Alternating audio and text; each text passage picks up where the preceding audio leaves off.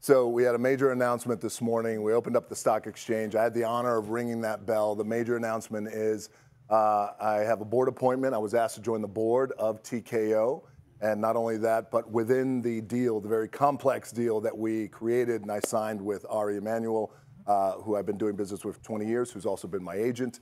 I get full ownership of the name The Rock, along with some other things as well. So that unprecedented. That doesn't happen. Molly, it does not happen, and that was incredible. So it was really a very, very special morning, special announcement, but also I just think that, you know, my grandfather, who was a pro wrestler for WWE, my dad, who was a pro wrestler for WWE, trailblazed, both men of color, they would have never thought a day like this would come. And here I am sitting at this table, a table that they helped to build. That's right. And it's very, very special. And that's exactly where I was going. I mean, to be the son of a man that helped build this very company, that obviously for you to be in the position that is in, as you reflect on this at this particular moment, what does it feel like for you?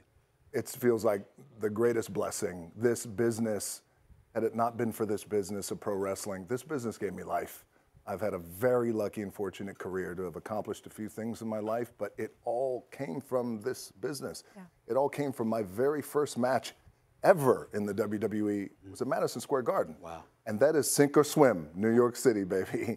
And that was a very special night. And so as life can come full circle, as it has for me in this way, sitting on the board, the WWE publicly traded back then with my grandfather and my dad. They were paycheck to paycheck guys, living hardcore. And here we are, and here I am on this board, again, a table that they helped build, complete ownership of the name The Rock. Had it not been for this name The Rock, I feel like there'd be no wrestling stardom, there'd be no Hollywood career. So I owe so much to the name The Rock, that wild lunatic that I was able to actually be myself in.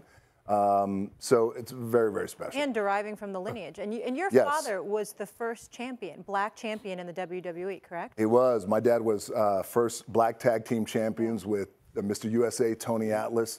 And those guys paved the way and allowed for a bigger embrace for me and fighters and athletes of color, but also just my generation. I want to bring my man Shannon in here because I know brother Shannon. Question. Your brother, right? Go ahead, Shannon. You know what? I was going to call you DJ, but since you got the full ownership name of The Rock, I'm going to say The Rock. That's it. But I want to give you your flowers because do you understand how inspirational what you've been able to accomplish is? The football career, you tear your knee up and you're not able to have the NFL career that you wanted.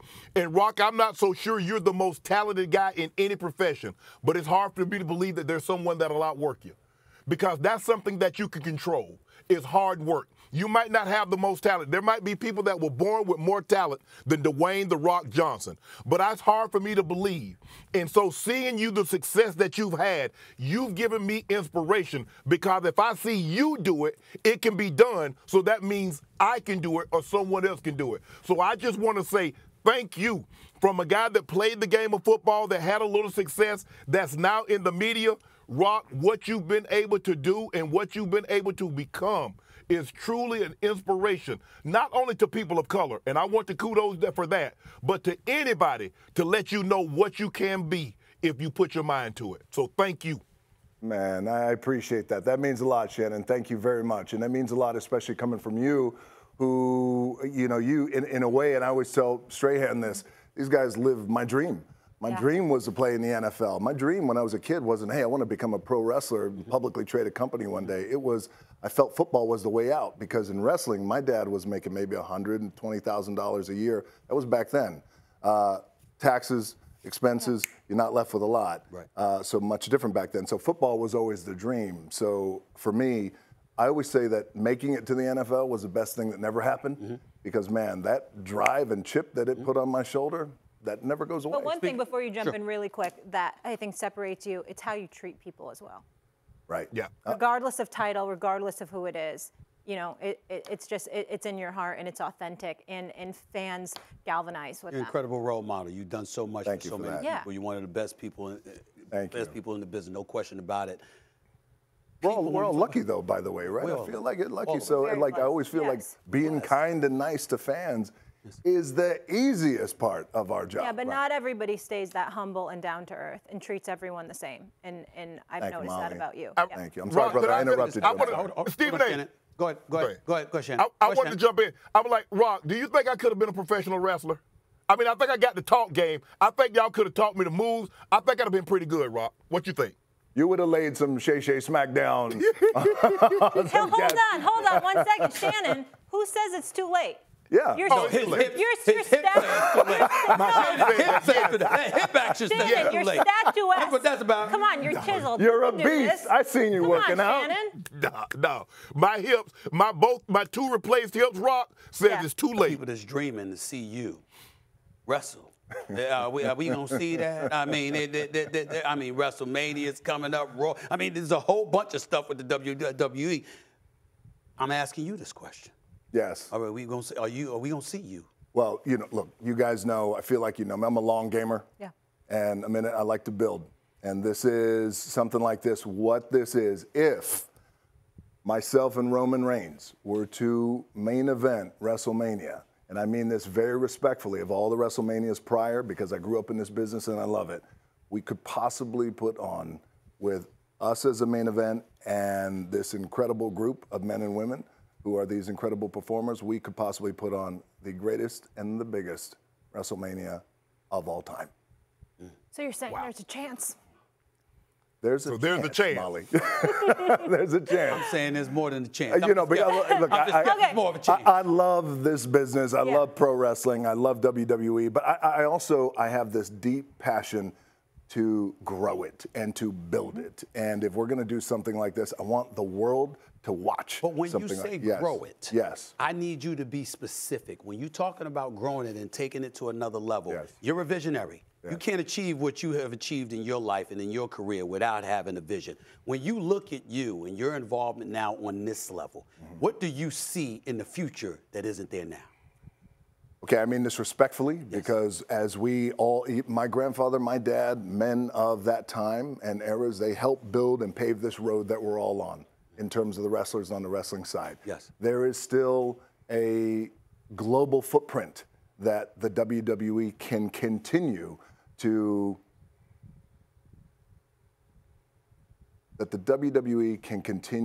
anchor into. There are places to go, there are people to bring in, right? And there are reach. Now, I mean that, again, respectfully, because these performers have worked so incredibly hard in growing the company of the WWE.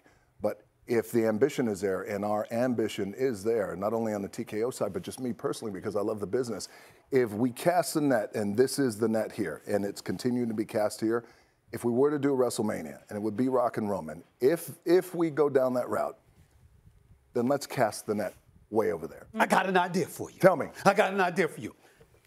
I grew up watching the WWF. Yes. You understand me? I'm talking Hulk Hogan. I'm talking Randy Macho Man Savage. I'm talking, listen. Ooh, yeah. I'm talking about that. He's auditioning. Here's what I'm saying to you right now. I really believe the success of wrestling was not just because of the wrestlers. It's because of the bad guy managers. Mm-hmm. I mean, you talk about stuff. It's an angle. I'm not talking about myself. I'm not talking about myself. When you think about Paul Heyman, my God, he came in here. He's scared to live in. It's the first time in my life I said, I can't debate that person. I can't beat him. I mean, when you got somebody that know how to talk smack, combined with the great wrestlers, hey.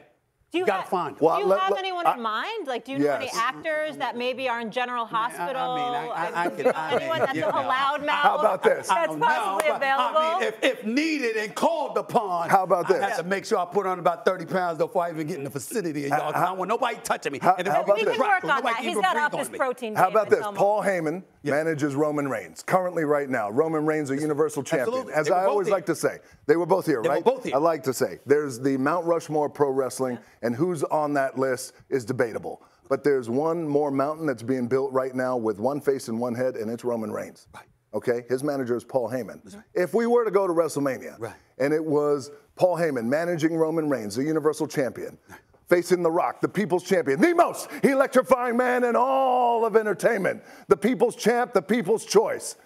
And he's got a manager in Stephen A. Smith. Don't do it. Let's hear what that WrestleMania promo would sound like. Can you smell what The Rock is cooking? Yes, I like that idea. I would have to do that. What are we going to do? I'll figure it out. Come on. I'll figure it out. How would we win? I have time. Excuse me, we're going to win? How would we win? Well, first of all, I think you're better. Okay. So I'm not worried about that. Okay. Paul Heyman will try to cheat. Yes. I would keep my eyes on him. And if he does cheat, what would you do? Well, first of all, I'd have a sidekick. I'd have Shannon with me to beat him up. Yeah. To jump I'm coming in with the chair. I'm coming in with the chair. Nobody's touching me. Nobody's touching me. But I would definitely have. You'd have some goons. I'd have some goons. Yeah. One of them would be Shannon. I'd have Shannon, you know, and then obviously, you know what, I would handle whatever you needed me to handle. So here's what I need. I need you to handle it. I need Shannon to handle it. And then at the right time, I'm going to go ahead, Shannon. Steel cage match, Texas bull rope match, death match, whatever kind of match they want to have. I want a steel cage. You both death match. Yeah, I want a steel cage. Took it a little too far. I want a steel cage match. No steel cage. We don't need no steel cage because that means we have to get in there. We don't want to do that. You don't want to get stuck in the cage. We don't want to get stuck in the cage. No cage. At the right time, you do what you do. Shannon, you do what you do. And then at the right time, I'm going to turn to one human being who's going to take care of everything for us. That's right. And that's Molly. Yeah. Come on. Exactly. Rock, you said something earlier. You said you wanted to grow the WWE globally. Would you like to see the WWE have a footprint, what the NBA has been able to do globally? We see so many different NBA players from all over the world. It's just not an American sport anymore. Is that when you say you want the WWE footprint globally? Is that what you mean? That's a great question, Shannon. Yes, and just to clarify, WWE is a global brand, and they do very, very well. I'm very proud of them. And back when I was wrestling full time, we were doing our best to open up these territories all around the world, and they continue to do so. But if that is the goal and they continue to do that, let's reach for more. Let's reach for more people who maybe necessarily don't watch the product, but let's bring them in week by week. Compelling storylines leading up to WrestleMania or a next WrestleMania or whatever it is. So my thought and my goal is with the WWE is to continue to build out the brand and to make it, to continue to anchor it in as the worldwide leader in sports and entertainment. That joy, it's like unbridled,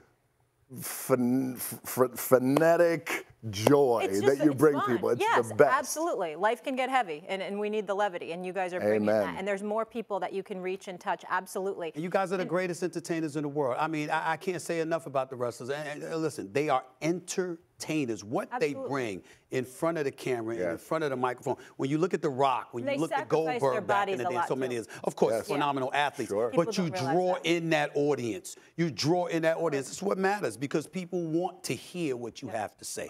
They want to be enticed. I always say this with wrestlers, is as you were saying, it's such a hard sports/entertainment. Right. There's no seasons. It's all year round. And back when I was, we're working 230 dates a year, different city every night, away from your family all the time. It's tough. The road's a grind. Road's a grind. It's fun, but it is a grind. Separate. You played football. I did. There's an AFC championship game and an NFC championship game coming up this weekend. There is. San Fran, Detroit, Kansas City, Buffalo. Yes. We ain't hear anything from you about what you think about those two games. Well, why do you say it like that? I'm just asking. You didn't ask me. Okay, ask me the direct question. Who's going to win? If you go Chiefs or Ravens in the AFC Championship, would you say Patrick Mahomes or Lamar Jackson? It's tough. It's really tough. It's tough. It's tough. It's a pick 'em in my mind. It's tough. I'm going to go with Baltimore. Okay. I'm going to go with Baltimore. Because? I think Lamar Jackson is doing incredible things, and I think much like with Detroit, sometimes you could just feel, and I mean this respectfully now, I know people in KC are going to get hot, people in San Fran. I was born in that area, Bay Area kid. But something starts to happen with this mentality where you are grinding and people are telling you, I don't know if you got that shot. They're not saying it now. But before, and what they're doing in Baltimore with Lamar, what they're certainly doing in Detroit, it's a thing that happens. You could start to feel mana swinging in that way. Okay, let me pivot really quickly. Speaking of the WWE stuff, please send Nick Khan my love. He's a dear friend. I love Nick. Yes, yes, he's the best. He's absolutely the best. Nick was very instrumental in putting this entire deal together for me. Nick, obviously, Ari, and Mark Shapiro. He's the ultimate businessman, but he's such a good human being as well. Mark Shapiro's my guy, and Nick Khan has been texting me for the last hour. Well, tell Nick he's dead to me because I haven't gotten one text. All right, I got 2 more questions for you, and then I'm going to let you roll. Okay. You know I love football. Yes. And so proud of everything that you were doing with the XFL, and obviously my guy Sam Acho, and I know you're paying it forward there, and you love the sport, and you want to give these guys an opportunity. And now there's a new partnership there as well, right? You're working on that, the XFL and the USFL. Yes. Combining? Yeah. So we officially merged leagues, and it wound up being, well, we'll see, fingers crossed, how we do this spring, but I think it's going to work out. We got a real shot with this now that we've merged. XFL, USFL merged together to create the UFL, and we found great success this past season with the XFL. USFL on their side found some really great success too. Here's the bottom line. Is as a guy who just loves the game of football, put my hands in the dirt, that was my dream. Never happened for me. But now, as life comes full circle, we're able just to create these opportunities for guys. And what we have found is, and I love saying this, 53 men, as you guys know, on an NFL roster, I was always number 54. DJ, you're good. If you were a little bit better, if you had more experience, then you would have made it, possibly. We provide that experience. But being number 54 created a chip that was put on my shoulder that never went away. The players that come to us, you find, are playing with that chip. So it's the same thing when we talk about Baltimore and we talk about Detroit. There's a chip there. Baltimore has never been in a Super Bowl. I'm sorry, Detroit has never been in a Super Bowl, and it's been I think playoff win in how many 91. years? I think one playoff went up until it changed now until this. Since 1957. It's unbelievable. That's 1957. Right, so there's the city of Detroit has had to overcome so much. Absolutely. And that's what we're finding with our players. So I think we got a real shot. I think the quality of football is going to be great. And we'll see. Here we go. Yeah, and more stories to tell. Okay, before we let you roll. So I'm a total daddy's girl, even though I'm old, and it is what it is. And I love on social media the moments when you share with your family, your beautiful wife, your little girls. Can I just show one little video really quickly? This amazing moment where they're giving you a makeover. What does it mean to you to be a girl dad? It's the greatest. And you have 3 daughters. I have 3 daughters, and my oldest daughter is a wrestler in WWE. Yes. So she's coming up in NXT. Yep. And so being a girl dad is the greatest blessing of my life. And keep in mind, I have my first daughter. I was 29 when I had her, so in a way, I like to say we grew up together. So to be in the relationship I have with her now, at this level, in a beautiful way, the world of pro wrestling has bonded us.